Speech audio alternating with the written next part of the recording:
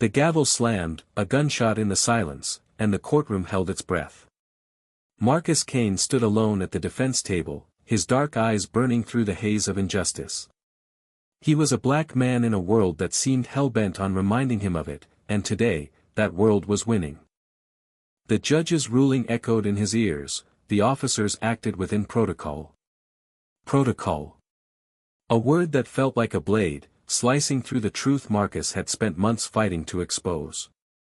He'd been pulled over on a quiet Atlanta street, his sleek BMW deemed suspicious by two cops who saw his skin before his license. They'd cuffed him, roughed him up, and tossed him in a cell for hours, all for a routine check that reeked of prejudice. Now, in this packed courtroom, the system was doubling down, shielding the officers while Marcus stood accused of resisting arrest, a charge as flimsy as the lies it was built on. He adjusted his tie, the fabric a stark contrast to the bruises still fading on his wrists. The room buzzed with murmurs, the air thick with tension. Reporters scribbled furiously, their pens scratching like insects. The officers, Jenkins and Malone, sat smugly across the aisle, their badges glinting under fluorescent lights. They thought they'd won. They thought Marcus was just another name on a rap sheet, another black man to be chewed up and spit out by a system rigged against him. But Marcus Kane wasn't just anyone. "Your Honor," Marcus said, his voice steady but laced with a fire that made the room lean forward. "Before you finalize your ruling, I have something to say." The judge, a gray-haired man with a face carved from stone, raised an eyebrow but nodded. Marcus took a breath, his heart pounding like a war drum. This was the moment he'd held back for months, the card he'd kept close to his chest. "I am Marcus Kane, United States Attorney for the Northern District of Georgia." The courtroom erupted. Gasps ricocheted off the walls, and the reporters' pens froze mid-stroke. Jenkins and Malone went pale, their smugness evaporating like smoke. The judge's gavel hovered, forgotten, as his eyes widened in disbelief.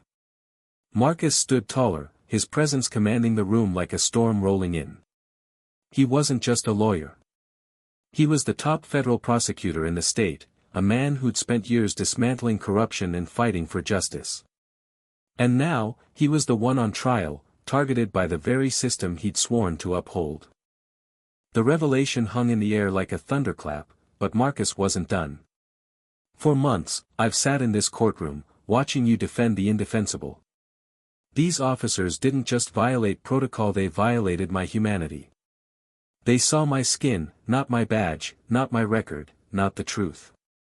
And today, you almost let them walk free." The judge shifted uncomfortably, his authority shaken. The crowd was a live wire, every whisper and shuffle amplifying the tension. Marcus's words cut deeper, each one a blade honed by years of facing down prejudice. "I've spent my life proving I belong top of my class at Howard, clerking for the Supreme Court, prosecuting cases that put real criminals behind bars. But to them," he pointed at the officers, "I was just another black man to harass. And you, Your Honor, were ready to let that slide." The room was a pressure cooker, and Marcus was turning up the heat.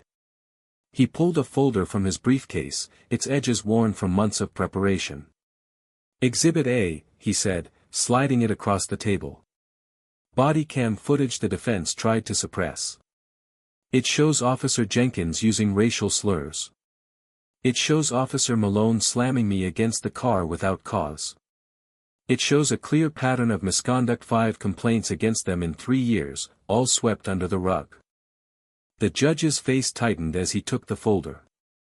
Jenkins shifted in his seat, his jaw clenched.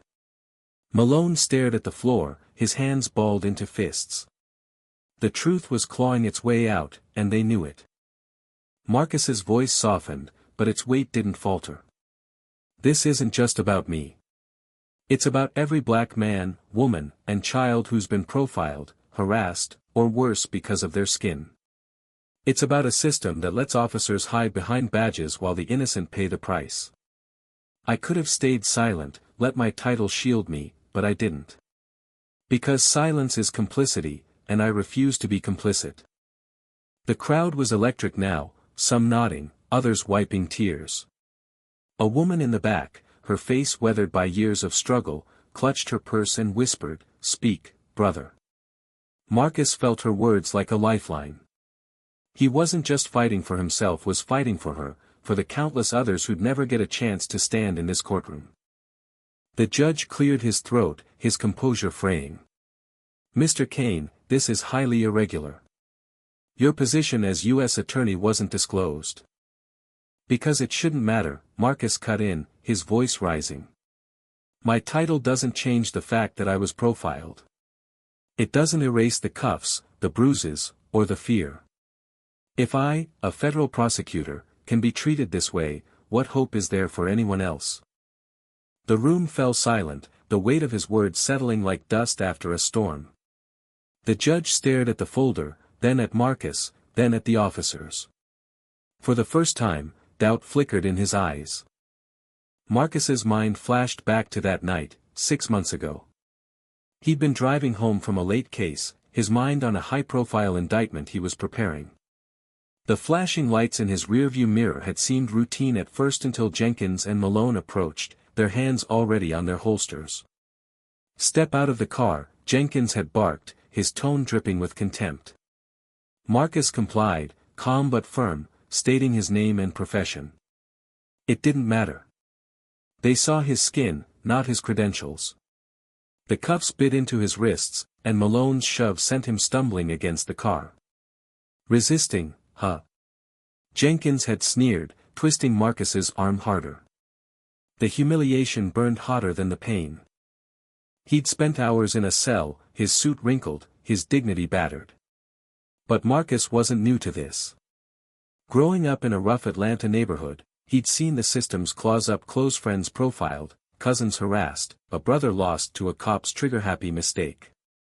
He'd clawed his way out, through scholarships and sleepless nights, to become a beacon of justice. Yet that night, he was just another black man in cuffs. The trial had been a gauntlet. The officer's lawyer painted Marcus as aggressive, a threat who'd escalated the stop. The body cam footage mysteriously malfunctioned until Marcus's team dug up a backup copy. The complaints against Jenkins and Malone were buried in bureaucratic red tape, but Marcus had resources, connections, skills, and a relentless drive. He'd built a case not just to clear his name but to expose a rot that ran deeper than one bad stop. Now, in the courtroom, he felt the weight of every eye on him. He turned to the officers, his gaze unflinching. "You thought you could silence me. You thought the system would protect you. But the system isn't infallible, it's made of people, and people can change." The judge finally spoke, his voice strained. "Mr. Kane, I'll review this evidence. Court is adjourned until tomorrow." The gavel fell, but it lacked its earlier finality. The crowd buzzed, reporters scrambling for their phones. Jenkins and Malone were escorted out, their heads low, their confidence shattered. Marcus exhaled, his shoulders sagging for the first time in hours. His lawyer, a young woman named Aisha who'd been with him since the start, gripped his arm. "You did it," she whispered. "You shook them." "Not yet," Marcus said, his voice low. "This isn't over." As the courtroom emptied, he caught sight of the woman from the back row. She met his eyes and nodded, a silent thank you that carried more weight than any verdict. Marcus knew the fight was bigger than him, bigger than this room. Tomorrow, he'd face the judge again, armed with truth and a fire that no badge could extinguish. The next morning, the courtroom was a pressure cooker. Reporters packed the benches, their cameras barely contained by the bailiff's glares. The judge entered, his face unreadable, the folder Marcus had given him tucked under his arm. Jenkins and Malone sat stiffly, their lawyer whispering furiously. Marcus stood at the defense table, his heart steady but his mind racing. He'd spent the night preparing, knowing this was his last chance to turn the tide. "Order," the judge said, his voice cutting through the hum. "After reviewing the new evidence, I find significant discrepancies in the officer's account. The body cam footage clearly shows unprovoked aggression and racial bias." He paused, his eyes flickering to Marcus. This court cannot ignore such conduct. The room held its breath. Marcus's pulse quickened, but he kept his face calm, professional. Inside, hope battled with years of skepticism. He'd seen too many cases where justice slipped through the cracks. "I'm dismissing the charges against Mr. Kane," the judge continued. "Furthermore, I'm recommending a full investigation into Officers Jenkins and Malone's conduct, including prior complaints." The courtroom erupted again, cheers mixing with gasps. Aisha grabbed Marcus's hand, her eyes shining. Jenkins slammed a fist on the table, his face red, while Malone stared blankly, as if the world had shifted beneath him. Marcus felt a weight lift, but it wasn't enough. Dismissal was one thing, accountability was another.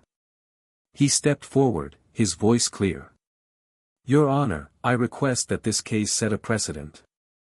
We need reform training, oversight, consequences. Not just for me, but for everyone who's been silenced." The judge nodded slowly, a rare crack in his stoic facade. "Noted, Mr. Kane. Your voice has been heard." As the gavel fell, Marcus felt the room shift. The woman from the back row was crying now, her hands clasped in gratitude. Reporters surged forward, shouting questions, but Marcus waved them off. He wasn't here for fame. He was here for change. Outside the courthouse, the Atlanta sun blazed, and a crowd had gathered, activists, supporters, and curious onlookers. Aisha handed Marcus a megaphone, her smile fierce. "They need to hear you." Marcus hesitated, then took it. His voice rang out, steady and strong. "Today wasn't just a win for me. It's a call to action. We demand a system that sees us, hears us, and fights for us. No more silence. No more excuses." The crowd roared, signs waving, fists raised. Marcus saw faces like his own, black, proud, resilient. He saw hope, anger, and a shared hunger for justice. This wasn't the end, it was a beginning. As he wove through the crowd, hands reached out, some to shake, others just to touch him, as if his resolve could transfer through contact. A young boy, no older than 10, looked up with wide eyes. "You're like a superhero," he said, clutching a tattered notebook. Marcus knelt, his suit creasing against the pavement. "No, kid," he said softly. "I'm just a man who won't quit. You can be that too." The boy's mother, tears streaking her face, mouthed a silent thank you. Marcus nodded, his throat tight. This was why he fought. Back at his office, the U.S. Attorney's seal gleamed on the door, a stark contrast to the chaos of the last 6 months. Aisha followed him in, her laptop already open. "The news is exploding," she said, scrolling through X posts. Hashtags, op-eds, even a few memes. "You're trending, Marcus." He waved it off, sinking into his chair. "I don't care about trending. I care about what comes next." What came next was a whirlwind. By evening, the story was everywhere: CNN, MSNBC, even international outlets. Clips of Marcus's courtroom speech went viral, shared by activists and everyday people alike. U.S. Attorney targeted by cops, screamed one headline. Systemic racism exposed, blared another. But not everyone was cheering. X was a battleground of opinions. Some praised Marcus's courage, others called him a race baiter, exploiting his title. One post, with thousands of likes, read, "Cops were just doing their job. Kane's making it about race." Marcus read it, his jaw tight, then closed the app. He'd expected the backlash. Truth always stirred the hornet's nest. The next day, he met with the police chief, a grizzled veteran named Hargrove who'd been dodging this case like a live grenade. They sat in a conference room, the air thick with unspoken tension. Hargrove leaned back, his hands folded. "You've made quite a mess, Kane." Marcus didn't blink. "Your officers made the mess. I'm just cleaning it up." He slid a dossier across the table, pages of data on racial profiling stops, complaints against Jenkins and Malone, and a proposed reform plan. This isn't personal. It's systemic. Train your people better. Hold them accountable. Or I'll make sure the DOJ does. Hargrove's eyes narrowed, but he took the dossier.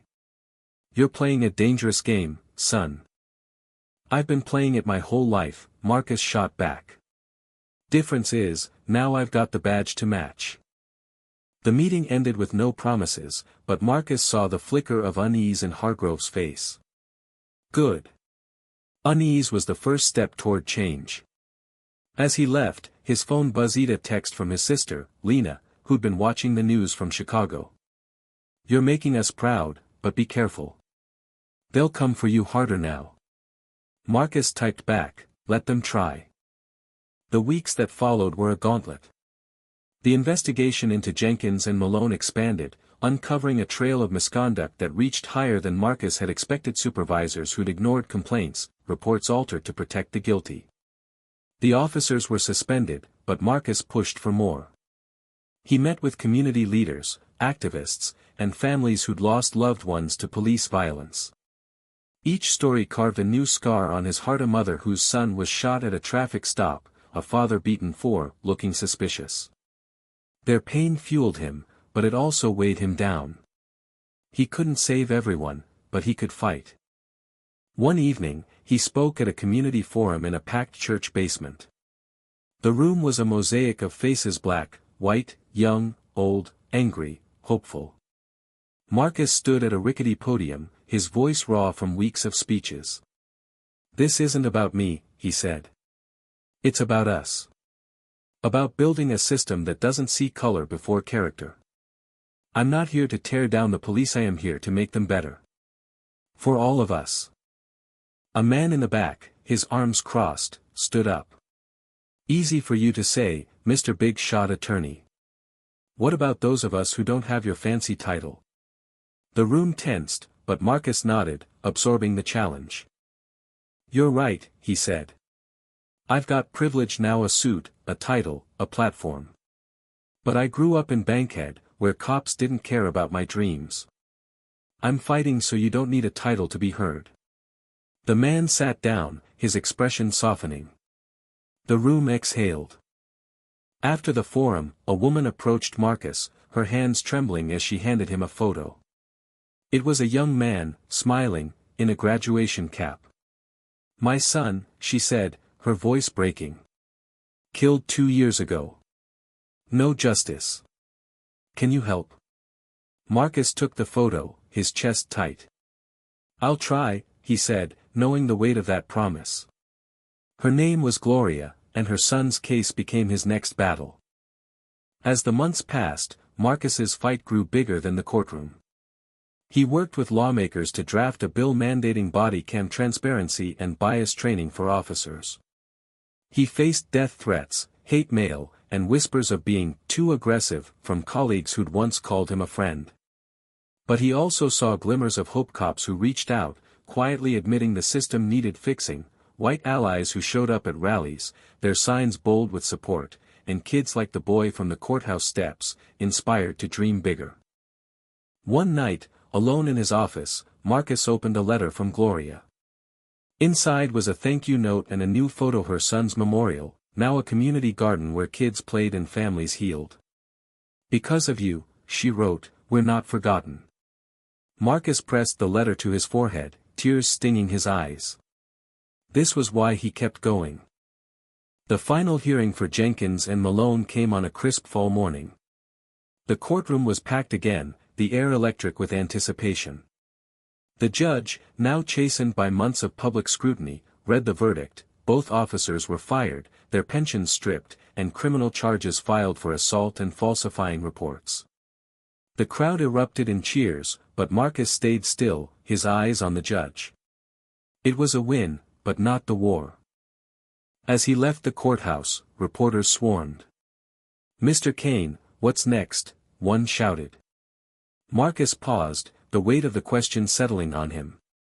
He thought of the boy, the mother, the countless faces who trusted him to carry their pain. Next, he said, his voice steady, we rebuild. We demand accountability, not just from cops but from everyone, judges, lawmakers, ourselves. Justice isn't a moment, it's a movement. The crowd cheered, but Marcus's mind was already on the work ahead. He saw Gloria in the distance, holding a sign that read, "For my son." He walked toward her, the noise fading, the fight burning brighter than ever. In the weeks that followed, Marcus's story became a beacon. The bill he'd helped draft gained traction, passing in the state legislature with bipartisan support. Community forums grew, bridging divides between police and residents. It wasn't perfect, change never was, but it was a start. Marcus kept Gloria's letter on his desk, a reminder of the stakes. He kept fighting, not for fame or glory, but for the kid who called him a superhero, for the mother who'd lost everything, for the world he believed could be better. As he stood at another rally, the Atlanta skyline glowing behind him, Marcus looked out at the sea of faces, diverse, united, unbroken. "We're not done," he said, his voice carrying over the crowd. "Not until justice is real for everyone. So tell me, where do you stand? What will you fight for?"